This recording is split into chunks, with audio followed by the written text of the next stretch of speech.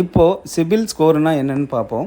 Mostly நம்ம இந்தியாவில் வந்துட்டு கிரெடிட் ஸ்கோர் அப்படிங்கிற வேர்டை பெருசாக யூஸ் பண்ணுறதில்ல.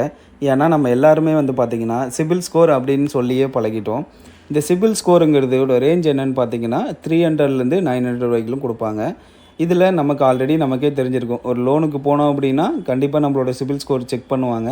இப்போ 650 750 அப்படின்னு நம்மளோட ஸ்கோர் இருக்கும். இதில் முக்கியமாக பார்த்தீங்க அப்படின்னா அந்த சிபில் ஸ்கோருங்கிறதுக்கு சிபிலுங்கிறது என்னென்னு கேட்டிங்கன்னா ஒரு ப்ரைவேட் கம்பெனி. அவங்க என்ன பண்ணுவாங்கன்னா, நம்ம போய் ஒரு கம்பெனிலேயோ பேங்க்லேயோ இல்லை ஒரு ஃபினான்ஸ்லேயோ லோன் வாங்குகிறோம் அப்படின்னா அந்த லோனோட இன்ஃபர்மேஷன் எல்லாத்தையும் அந்த சிபில் ஸ்கோரோட கம்பெனிக்கு கொடுத்துருவாங்க.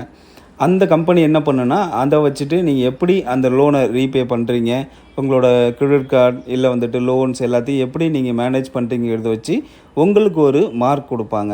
லைக் வந்துட்டு அதுதான் வந்துட்டு அந்த 3 டிஜிட் ஸ்கோர் இருக்கு இல்லையா, அந்த ஸ்கோருங்கிறது சிபில் ஸ்கோருன்னு நமக்கு எல்லாருக்குமே தெரியும். இப்போ எக்ஸாம்பிளுக்கு நம்மளோட சிபில் ஸ்கோர் எவ்வளோ இருக்குதுன்னு நமக்கு எல்லாருக்குமே தெரியும். நம்ம ஒரு 5 lakhs வேணும் லோனு அப்படிங்கிற மாதிரி பேங்க்கில் போய் அப்ரோச் பண்ணும்போது அவங்க நம்ம சிபில் ஸ்கோரை செக் பண்ணுவாங்க.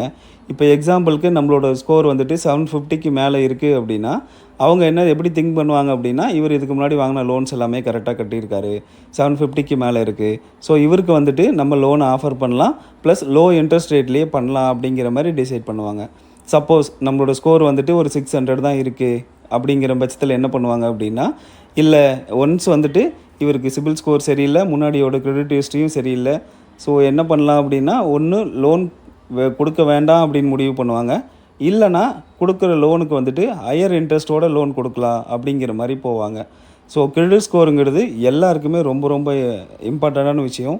இது ஃபினான்ஷியல் டேர்மில் சொல்லணும் அப்படின்னா இது வந்துட்டு உங்களுக்கு ஒரு ஃபினான்ஷியல் ரெப்புடேஷன் அப்படிங்கிற மாதிரியே சொல்லலாம்.